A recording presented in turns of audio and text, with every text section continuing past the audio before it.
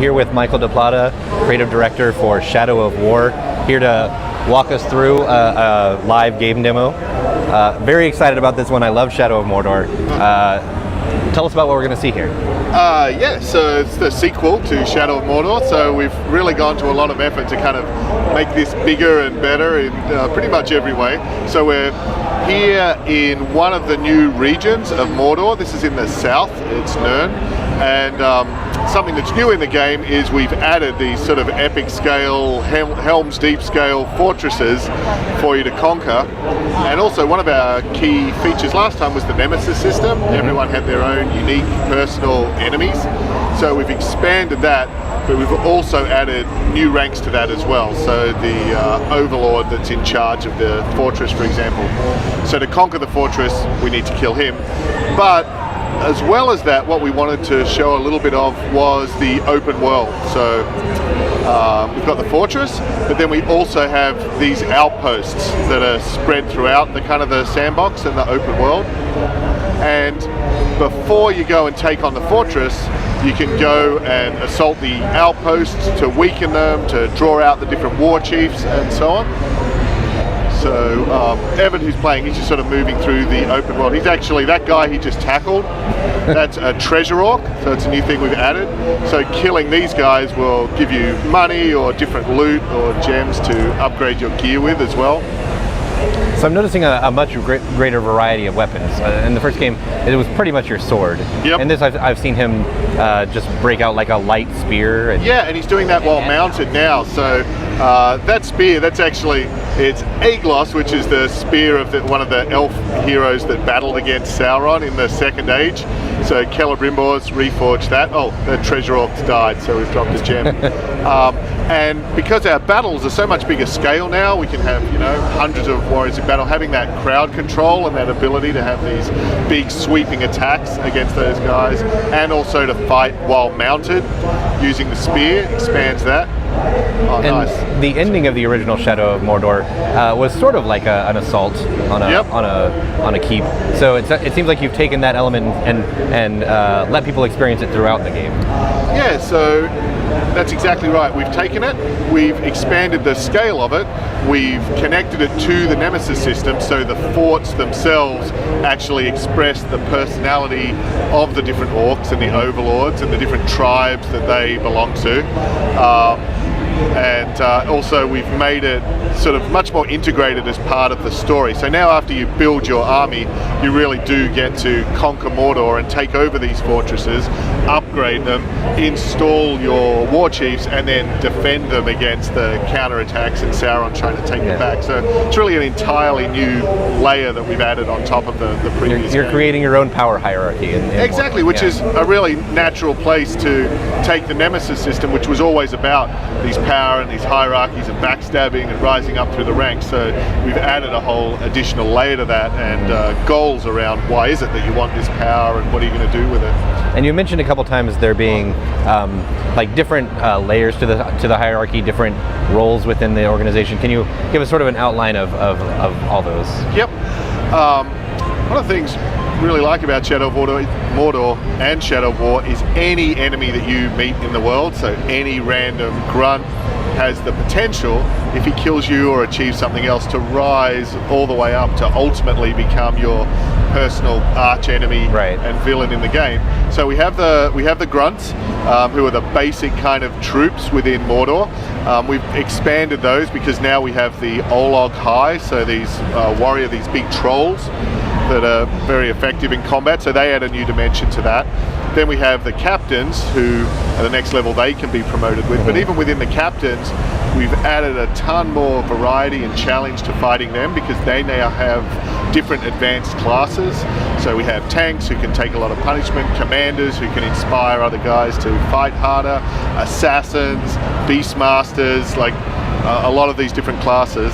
Then they have elemental weapons now, so fire weapons, poison weapons, cursed weapons that change that up, and then all of the different tribes have unique weapons as well. So there's a lot more meaningful variety even in just these individual fights that you're having against these orc captains.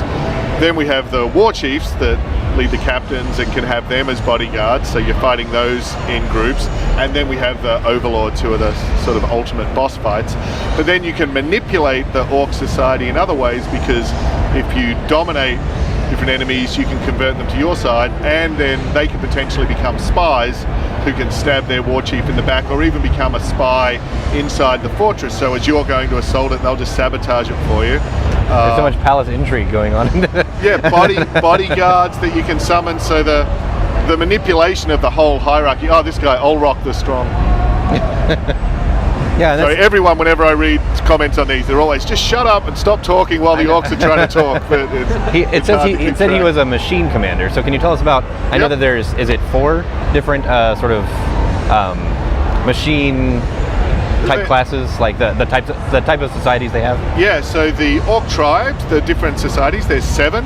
7 initially. Yeah, so we have the machine tribe. These guys are all about industrialization. So here in Nern, they're chopping down the trees, clearing ways for factories, smokestacks.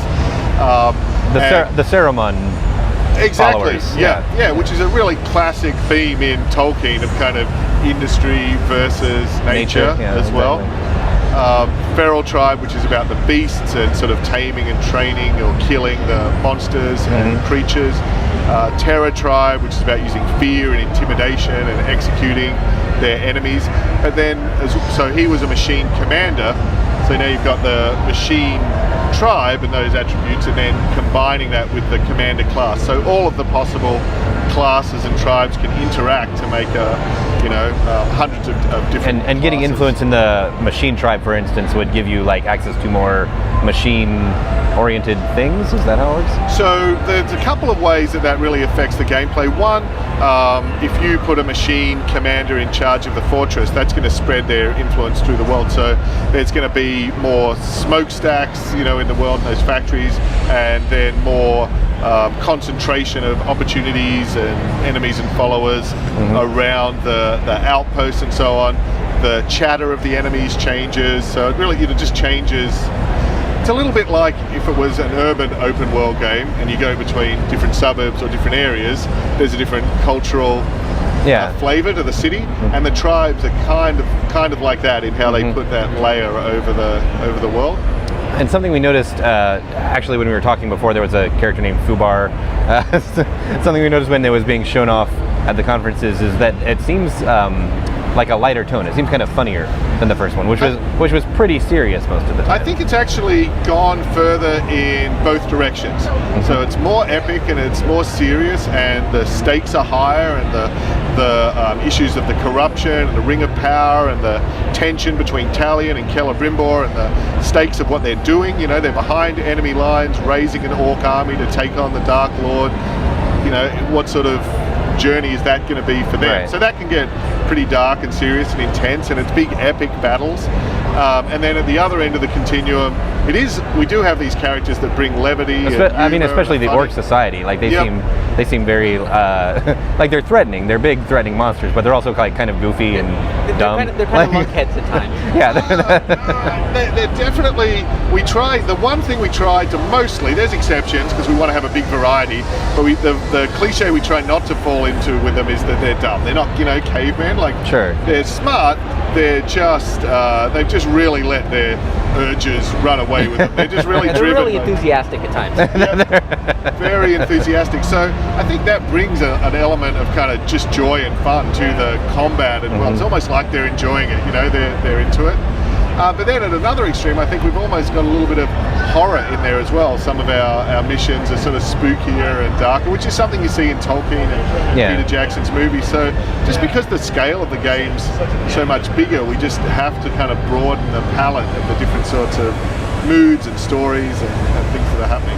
And you really aim for that theatrical feel this time around, especially when you're about to assault the fort and you just see your army just standing there getting ready to rush the whole thing. The overlords just overseeing his army of orcs. Like you really went for the kind of whole Two Towers, Return of the King kind Yep. of big theatrical feel there, didn't you? Yeah, I mean, it's a word that gets overused, but for us, we really want this game to be epic. It's epic fantasy. So if we see Return of the King and we see, Minas Tirith getting assaulted, or we see Helm's Deep, we really wanted to create that feeling of that epic scale, but still have it connect to what's really unique about our game, which is the Nemesis system and these unique personalities and characters and stories that only you are going to have in your game as well.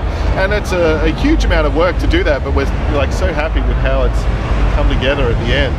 Yeah, I'd love to pick your brain about the Tolkien influence and the Jackson influence, and how you sort of start with the research of both of those influences and source material for a game like this. I think, that's a great question. And we put a lot of work into that. So it's obviously reading and watching the primary sources. So of course, going back and rereading Lord of the Rings and rereading highlighting the Silmarillion. Yeah, totally. and there's a really great annotated version, and so many people have written so much about these books. There's just so much academic research on different meanings. There's guys like Tom Shippey or Janet Croft that we get to work with, so diving into that. But then also I think it's really important to go back to the roots and the inspiration of Tolkien himself. So to go back and look at Norse myth, and to look at Beowulf, and look at the Kabbalah and Finnish myth, and look at there's another writer called Michael Moorcock, and he's one of the greatest fantasy writers, and you avoid becoming a straight imitator of Tolkien by going back to the roots of what he was also reading and was inspired by. So and then that sort of brings you into the world of all of these universal myths. It's the hero with 1,000 faces, and the monomyth, and Joseph Campbell, and all of those. So then what we're trying to do is create this epic standalone story that you can play and enjoy whether you love Lord of the Rings or not, but that is very true to the themes of what Lord of the Rings is about, which is great because those themes are also extremely universal. So Tolkien, when he was asked what it was about, it was, it's about death and the search for deathlessness, which is really not saying anything except saying that it's a story told by humans. Yeah. Because pretty much every story from his point of view is that's what we're driven by and to explore. So those themes, those really mythic themes, really tie so well to the Ring of Power and Talion and Celebrimbor and their story.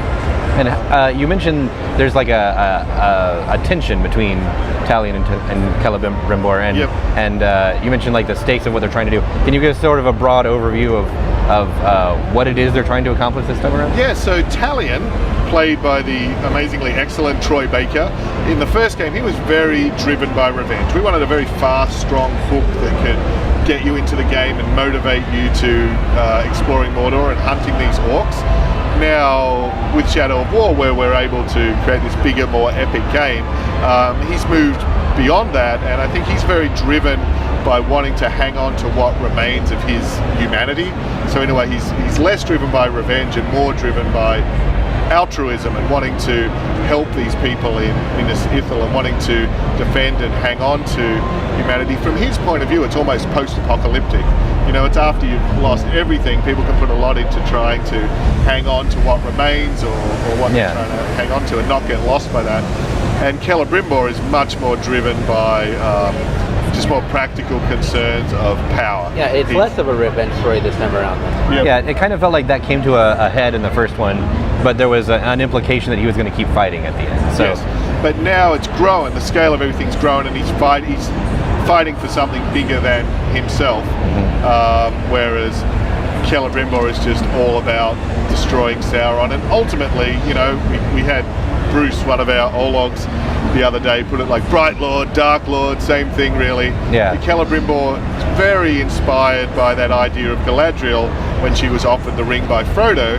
It's very much, I'm very tempted to take this, but if I did, you would have a Dark Queen in place of a Dark Lord. So, Celebrimbor's doesn't have that same hesitancy that Galadriel had, and plus he very much believes that the new ring that he's crafted isn't corrupted by the influence of Sauron. So he's like, we can use this, we can use the power of the enemy against him, it's all going to be good. Yeah, and in the first game, I felt like a cool narrative trick that it did was it teed up the rest of the story without contradicting anything. It became like a necessary part of the story, but not a, you know, even though you're working in your own universe. It became something that fit very neatly in that. Yep. So how do you sort of